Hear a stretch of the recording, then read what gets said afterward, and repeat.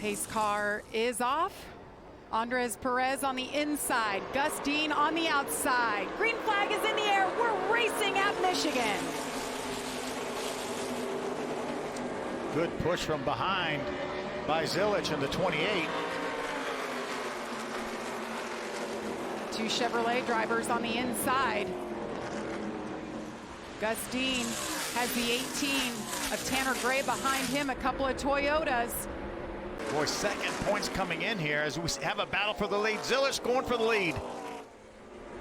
And his teammate, we talk about Andres Perez battling for the lead. His teammate seems like he has an issue. We'll check on that in just a moment. But what a battle we have here on lap number 8. Zilich slides up the racetrack. He keeps it off of Perez. That's that learning curve you were talking about before the race, Phil. These cars react so differently when they are dependent on that side force going at these speeds at this big of a racetrack. That's something that Connor Zilich just experienced for the first time in real time in front of our eyes. Watch out, Tanner Gray is taking a peek. And we talked about Connor Zilich. Yes, he's done a lot. He's won a lot, but he's never raced at a 2-mile oval in one of these race cars. Yeah, 1 mile is the biggest racetrack that he's ever been on. In a stock car. We talked about Dover, him winning at Dover. That's the only 1 mile racetrack he's ever been on. That's high bank. Well, Trevor talked about it. The 18 was slowly reeling in Connor Zilich in the 28 as he ducks to the inside. Side by side they go here. Tanner Gray trying to take the lead for the first time here at Michigan. I think this run taught us a lot here on this set, guys. They were so free to start in that 18 car. He was sideways. We saw him for 4 or 5 laps just really battling that car. But we also know that this track tightens up as it goes. Now this car has come in to where he needs it to be. Able to make this pass now, Connor Zilich for the lead. Hopefully set sail. He's won 5 times. Tanner Gray got that win, of course. Earlier in the season, caution is out. That is our scheduled caution, our first of 2. Yeah, it'll be interesting to see how these two cars fire off here on this restart. First restart of the night. Pretty even as they battle down into turn 1. 28 car of Connor Zilich jumps out of line there, maybe missed his shift from 3rd to 4th. Zilich loses 2 positions as Chris Wright in the 15 comes up through the middle. Andres Perez on the hunt in the 2. Zilich is going to fight back on the outside. Let's see if he can get to the outside of Chris Wright. Make sure there's enough room there. Here comes Jake Finch. Remember, started all the way at the back, pushing his teammate Chris Wright up to second. Now Jake's in 3rd. That has been fun to watch. Jake Finch starting in the back for an adjustment before the start of the race. Now he's working his way up, losing a little momentum right there. But remember, Jake has found victory lane already this year, knows what it takes to get it done. He's a part-timer. So we have Tanner Gray out front, Connor Zilich, Chris Wright in 3rd.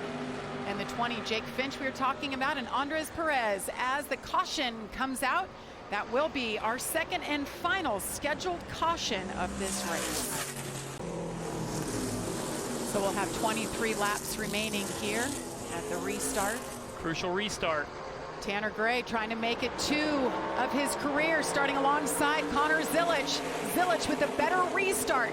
They're even going into turn 1. Little wiggly with the big push from Chris Wright inside line. The entire top 10 just grouped so tightly there. We're going to see Tanner Gray get put 3-4 wide now through turns 1 and 2, losing the lead. Great aggressive move by Jake Finch going around the high side. Greg Van Alst in the 35. There's Andy Jankowiak. Andres Perez, who started on the pole in the 2 car. Wow, we just talked about how important this would be to have a shot at winning the race, and we see our race leader fall all the way back to 5th in 1 lap. He's going to have his work cut out. You see him right side of your screen. Looked like there was certainly some dust. I don't know if that was cement dust. Here comes Tanner Gray. Oh, yeah, picking up 2 positions there. Well, big slide job. He's going to wash up the racetrack. See if he can keep his momentum here. Now it's going to allow Greg Van Alst to get to his left rear. Maybe 3 wide here at the start-finish line, or 4, possibly. Connor Zilich, the leader. Who's second? This battle is unbelievable. 2nd through 4th. Throw a blanket over him. Connor doesn't care who's second. He said, just keep racing each other. Like that, guys. He's loving it. Check out. Andres Perez now grabs that 2nd spot. It's a battle of the teenagers. Connor Zilich continues to lead. The 18-year-old out of Mooresville, North Carolina. Andres Perez, the 19-year-old out of Mexico City, Mexico, trying to win for the first time in his career in the ARCA Menards series. And it's right there in front of him. Heather DeBow has been talking about every time she sees Andres, he's like, I've got it circled. Michigan is the place. I'm going to get that win. It's within reach, guys. Less than 2 laps remaining. 4 runner-up finishes for Andres Perez in his very young ARCA career.